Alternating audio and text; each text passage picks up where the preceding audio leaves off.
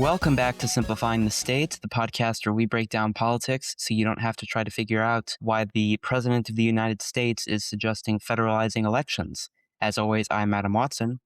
I'm Vermin Supreme, Nicholas Perrin. Okay. And I'm Drew Garfinkel. All right. Now, before we start, if you would be so kind as to rate us and follow the podcast wherever you are listening and to share it with anyone you think would enjoy it, like Bad Bunny. All right. Thanks for that Vermin Supreme tangent, by the way. Great start to the episode. All right. No problem, today... man. Yeah. All right. So today's topic is going to be about how, President Trump suggested that the federal government should take over elections and sort of the broader implications of how the government has been getting involved in elections over the course of the last couple of years. So what are your guys' initial reactions to hearing the president suggest that the federal government should perhaps take over the elections of some states? I want to start by saying that states handle the elections right now, and what he's proposing is nationalizing them, which means having federal involvement in them. So I think that's definitely not a good thing, because the way things are now, even though Trump would claim it's not correct, elections are pretty fair right now, how they're handled right now with state control. And I don't think we need to see this. I think he's just trying to put his fingers in this. Based on a lot of other things we've seen from him, I mean, my first reaction was okay, he's just saying stuff. But, I thought about it for a bit and I looked into it more, and then alarm bells started to play in my head. This is not necessarily a bad thing. At the worst, it's just, well, not at the worst, but at its best, it's just unnecessary, At its worst, it's troubling. Yeah, definitely. So my initial thoughts were sort of what you said, Nicholas, that, this is just one of his things he does. He says something 2 days later, it's forgotten about. But yeah, I mean, he has been making more noise about this. I believe the day after he made those comments, the press secretary, Caroline Leavitt, said that he was referencing a voter ID law. He then doubled down on his claim that the federal government should sort of take over elections in a podcast interview. And then, it's gotten now to the legislative branch. There have been several people within the Congress who have commented on this. Senate Majority Leader John Thune said that he was not in favor of it. He was in favor of more regulation in terms of the SAVE Act, which would require proof of citizenship to register to vote. Mike Johnson hinted that he might be in favor of more regulation. He also hinted that there could be fraud. I mean, I was watching an interview he did on C-SPAN, and he said that, we had two candidates, and as more votes came in on election day, our lead, with every new batch of votes, our lead decreased. Do I think there's fraud? Yes. Can I prove it? No. But, we'll look at that down the line. And that just sort of amused me a little bit. But those were my initial thoughts, is that it seemed like hot air, but turns out it might not be. You want to add something, Drew? Yeah, you guys saw what I said in the group chat. I still kind of do think it was just kind of like Trump yapping. Mm-hmm. But at the beginning, that was my reaction. Oh, this guy's just saying stuff. Right. Yeah, I mean, I think that's always something you have to contend with this president, is that whatever he says could just be some new thing he's interested in. But I think with the sort of scale that it's climbed to, I think it is worth talking about. So earlier in the episode, Drew referenced the Constitution. So specifically, and this might be a little boring, so I'll try to keep it brief. Article 1, Section 4, Clause 1, that is called the Election Clause. It states that the times, places, and manner of holding elections for senators and representatives shall be prescribed in each state by the legislator thereof. But the Congress may at any time, by law, make or alter such regulations except as to the place of choosing senators. So basically what that means is that elections for Congress, those are up to the states. Now, Congress can regulate it, but there is no mechanism within the Constitution that allows them to just take it over to the degree in which Trump is talking about. So that's what he means by goes against the Constitution. Yeah, and the Constitution, it's kind of like the Google book. So it's not like he can just push through and be like, actually, I'm going to make this happen. If the Right. Constitution, you just said it just now, Hmm. it would go against the Constitution. Yeah. It would also go against the interpretations of that clause that the Supreme Court has laid out. And I mean, the Constitution is pretty clear on this. There are some things within the Constitution where you can argue it's vague, where you can argue that it doesn't talk about this.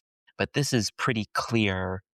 There is no language within the Constitution that says that the federal government can take over elections from states. And I think even the Supreme Court, though the majority of it may be either appointed by Trump or conservative, I do think that they would not rule in favor of Trump were this to make it to the Supreme Court. So where do we go from here then? Like, if this is the end of it, like, okay, open and shut case, this isn't going to happen. Why should we care about this? Well, I mean, I think it's more so the implications of the president suggesting that the federal government should take over elections, right? I mean, I don't think we've ever, Yeah. I don't think we've ever had a president suggest that. And I mean, this would severely tip the scales of federalism in the federal government's favor. And I think one of the things that is important within our country and within our democracy is that there is a healthy balance between powers that are within the prerogative of the states and powers that are within the prerogative of the federal government. What do you think, Nicholas? Well, I mean, just the proposition of this being brought up by the president, Yeah, that's what Adam was getting at too. I agree. Arguably the most powerful person in the world and the person with the most power in this country, especially nowadays. Like, presidential power has been creeping up for the past, I don't know, ever since World War II and even before then, with FDR especially. I mean, the Supreme Court will strike this down if he tries anything without a constitutional amendment, which very, very, very, very, very likely will not get passed. No, it's not going to happen within the time frame that he would want it to. Again, it's just the precedent of even proposing this is a little sketchy. Yeah, but anyway, sorry, what were you going to say, Drew? Yeah, I liked how you said sketchy. I feel like this has ties to Trump being salty about the election and him not winning. I mean, right? Yeah, didn't he send the FBI, was it, to investigate, to look through voting records in Florida? Probably. Wait, was it Florida? I'm pretty sure. Wasn't it something in Georgia? Yeah, it was Georgia. So Trump, okay. So the FBI went to Fulton County in Georgia. The Director of National Intelligence, Tulsi Gabbard, went with those FBI agents to Georgia. There are also some reports that she arranged a call with President Trump between those FBI agents and himself. For those who don't know, Fulton County is like Atlanta, which is one of the areas Trump referenced. He said that these areas cannot handle their elections, or there's fraud or some kind of that going on. Yeah, I mean, I agree. I think it does sort of go back to the mentality of, not wanting to lose. I mean, by taking over elections, now I'm not saying this would be the ultimate goal, but if you were to federalize elections, it would be much easier to either postpone them, to stop them, to do anything of that sort, which, would, I think, be a nail in the coffin of American democracy, because the cornerstone of American democracy is the ability for the people to vote for representation, for their president, for their senator, for their House representative. And if that were taken away, I think that would be just a nail in the coffin for American democracy. So from what I've found, which I'm going to be completely honest, this is just from one Reddit post in the r/Ask Trump Supporters Reddit. Okay, so a very reputable source. Yeah, but I mean, and it should also be taken with extra salt because, there's obviously going to be more hardline Trump supporters in here. Right. And from what I've seen, I mean, most of them don't agree with the hardline interpretation of the federal government fully taking over voting and everything like that. Mm-hmm. Mostly they just take it to more regulation and or proof of citizenship, which isn't a huge issue as has been proven. But yeah, so I don't think we have to worry too much even from his own base.